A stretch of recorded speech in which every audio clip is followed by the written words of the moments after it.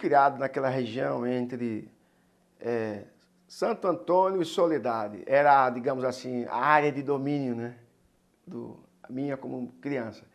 Então, eu morava onde é hoje, próximo ali à Clínica São Marcelo. Então, fui criado naquela região ali. E era comum haver, naquele tempo, as senhoras me pediam para fazer ex-voto, né, que são as promessas. E aí eu fazia com mulungu, com argila, com pedra calcária, e fazia braço, mão, cabeça, aí da criança, né?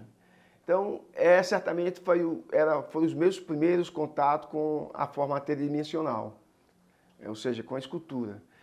Isso era interessante, porque elas agradeciam. Eu até passei muito tempo sem comercializar meus trabalhos. Fazia os desenhos, fazia as pinturas e dava aos amigos, né? E enchia cadernos. E eu enchia cadernos porque é o seguinte, os cadernos de desenho que eu ganhei quando minha irmã decidiu que eu não ia mais riscar os cadernos escolares, porque eu enchia os cadernos escolares de cena de faroeste, que era a influência da gente, da nossa cultura norte-americana, né? Mais precisamente estadunidense, como a gente pode dizer. Então, eu fazia muito os desenhos no caderno. Então, minha irmã um dia decidiu, a Maria José, que é uma das responsáveis pela educação da gente na ausência da minha mãe, o que é que ela fazia? Ela me dava puxão de orelha, porque eu fazia aquilo. Então, decidiu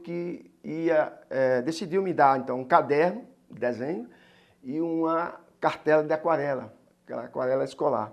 Pronto, aí foi quando eu comecei a pintar, inclusive os personagens da história, reproduzindo as imagens dos livros, né? Isso foi muito bom, foi possível, porque depois dali eu saí da aquarela para guache e da guache para tinta óleo, né?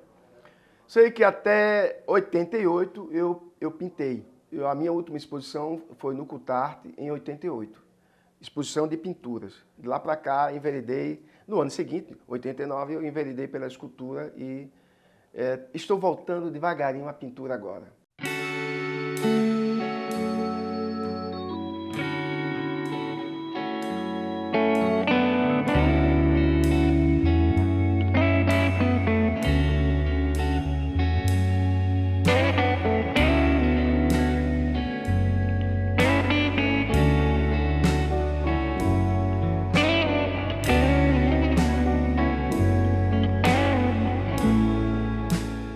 O aço surgiu porque eu associei aquela historinha de querer fazer algo diferente do que os outros artistas faziam com o fato de eu estar trabalhando com desenho técnico, desenho mecânico. O desenho mecânico é um desenho simbólico, onde você tem praticamente traços e símbolos para representar uma peça mecânica. Então, engrenagem, uma roda dentada, um eixo de uma máquina. E também fazia peças para caldeireiro, que são tubos, né, cilindros. E aí eu digo, bem, eu desenho isso aqui, eu vejo como é que o pessoal trabalha, eu acho que isso vai me dar, então, um suporte. Eu peguei dicas com colegas que eram soldadores e, então, adquiri uma máquina de solda, uma lixadeira e comecei a fazer as minhas peças. Mas foi um momento que foi para mim uma virada, porque saí da pintura, do bidimensional, das cores bonitas, que as cores enchem os olhos das pessoas, né? Encantam, mas a escultura, o que fascina são as formas. E ela não tem cor, pelo menos a gente sabe que o ideal é a gente deixar a textura do material surgir, como é que ele é, a sua natureza, né? Então a escultura não tem a cor para encantar. Alguns artistas pintam, usam a cor como um complemento, mas eu optei então dar forma, valorizar a forma, de modo que as minhas peças não têm cor, né? Elas são por si só o que mostram ser. Então tem esse momento que foi na virada entre 88 e 89. Né? De lá para cá, então, eu venho produzindo esculturas.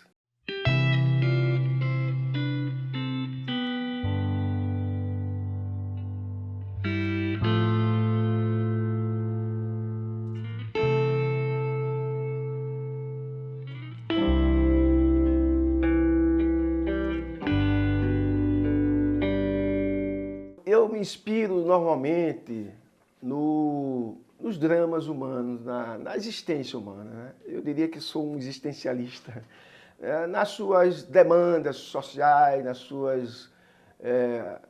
nos seus desesperos, na sua indignação. Creio que toda a carga de representação humana me inspira. Tudo que é humano me inspira a fazer o trabalho.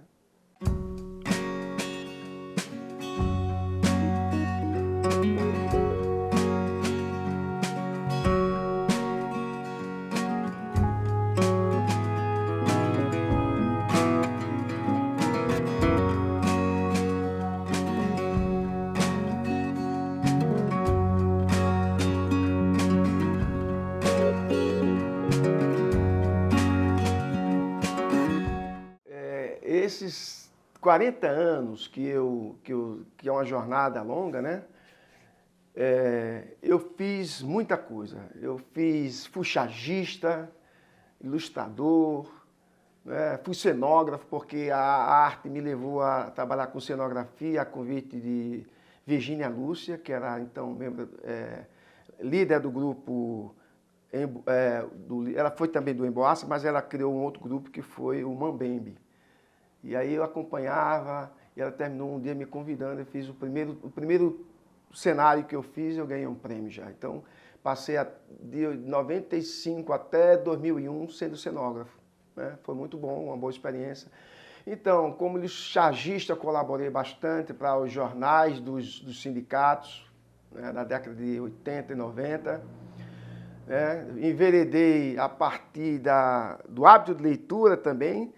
Eu comecei a escrever sobre meus colegas, sobre os trabalhos deles, fazendo texto, né? Cheguei a ser diretor da Galeria de Arte Álvaro Santo. Foram 4 anos de boa experiência, porque como gestor estive do outro lado do balcão para atender o artista, né?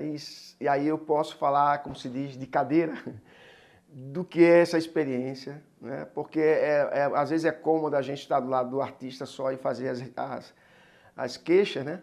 Mas vê que lá o gestor não tem tudo o que ele quer, ele não tem tudo o que ele quer, todos os recursos que precisa para desenvolver um bom trabalho. Então, fui militante tenho sido militante, na verdade, da cultura, na verdade, e assim, ajudei a reabilitar a Associação dos Artistas Plásticos e depois ajudei a criar também o Fórum de Artes Visuais, que ainda sou militante dele. Por conta disso, fui convidado, por conta dessas práticas, né, de escrita, de trabalhar com essa variedade de elementos das artes visuais, fui convidado a ser membro da Academia de Letras, ser membro do Conselho Estadual de Cultura. Tudo isso eu acredito que é a soma do meu trabalho como artista e militante. Então, tem sido gratificante. Eu agradeço às pessoas, que são muitas, né, que visualizaram esse potencial em mim e me arrastaram para dentro dessas instituições, né? Então, são 40 anos de grande satisfação, eu digo com certeza.